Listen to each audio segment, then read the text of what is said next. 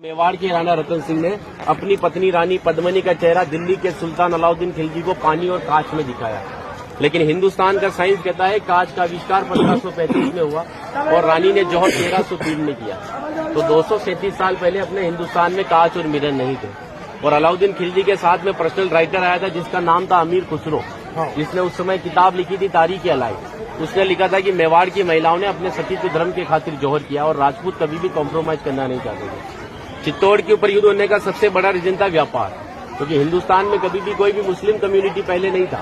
ये सभी जो आते थे अफगानिस्तान तुर्किस्तान से आते थे और आते कहाँ थे तो समुद्र के पास में आते थे, क्योंकि प्लेन तो थे नहीं ना। तो इधर नजदीक पड़ता है गुजरात और ये जाते थे दिल्ली, तो इधर पड़ता है दिल्ली, उनको क्रॉस करना पड़ता था ये मेवाड़। इधर गुजरात इधर दिल्ली बीच में राजस्थान, तो इसको क्रॉस करना पड़ता था ये मेवाड़। तो यहाँ के राजपूत उनसे टैक्स वसूलते थे।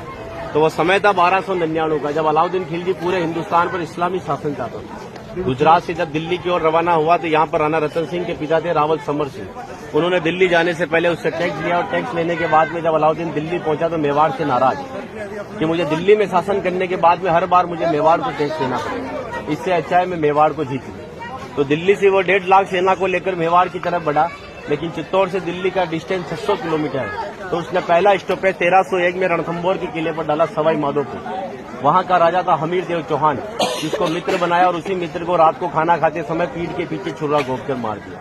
उनकी पत्नी थी रंग देवी। हिंदू धर्म के अंदर रात में चिताएं नहीं जलती है, तो वहां की महिलाओं ने पानी में कूदकर जल जौहर कर लिया, बच्चियों ने, सभी ने। लेकिन सुबह यह हुआ कि डेड बॉडियां तैर कर ऊपर आई तो आक्रांताओं ने डेड बॉडियों को निकालकर महिलाओं की बॉडी में बच्चों के साथ में रेप करके उनके बॉडी पार्ट्स को काटकर नग्न अवस्था में रणथंभौर के किले के बाहर लटका दिया, ताकि ये संदेश चित्तौड़ पहुंच जाए और चित्तौड़ की रानी पद्मिनी किले को छोड़कर दूर चली जाए।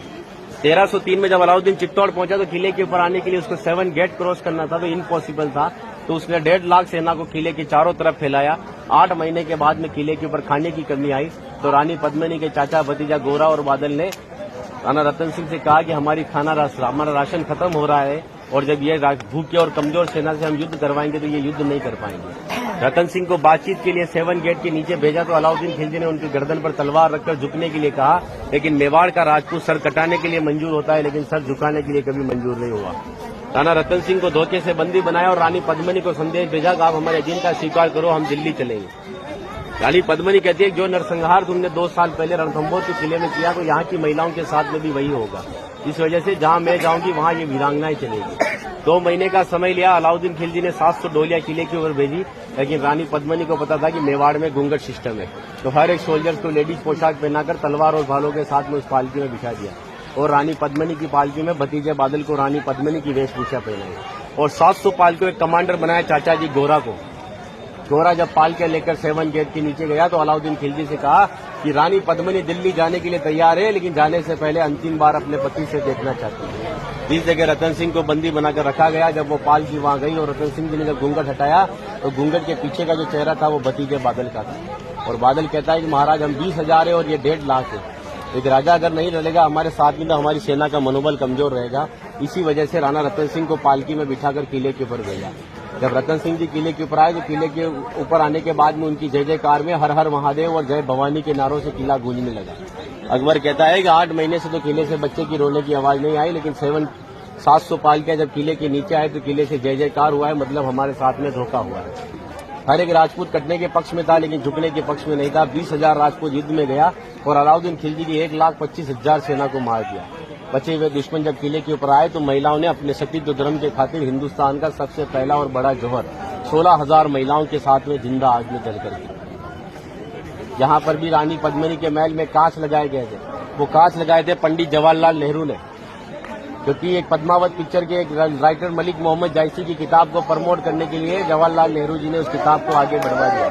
ये रानी को आईने में दिखाया, लेकिन हिंदुस्तान के इतिहास में कभी मेवाड़ गुलाम भी नहीं बना तो आईने में किसको दिखाया। और एक राजपूत अगर अपनी पत्नी का चेहरा हजारों को दिखाता फिर कहते वो राजपूत कहलाने का हकदार भी नहीं। इसीलिए 2 घंटे अपन इस किले के ऊपर घूमे तो एक लाशों के ऊपर चल रहे हो, सब जगह लाश है। इसीलिए उन महिलाओं के सम्मान के लिए कहावत कहता हूँ कि गिरा जहाँ पर खून वहाँ पत्थर पत्थर जिंदा है और जिस्म नहीं है मगर नाम का अक्षर अक्षर जिंदा है और जीवन की यह अमर कहानी अक्षर अक्षर गढ़ लेना और शौर्य कभी सो जाए तो महाराणा प्रताप और शिवाजी को पढ़ लेना।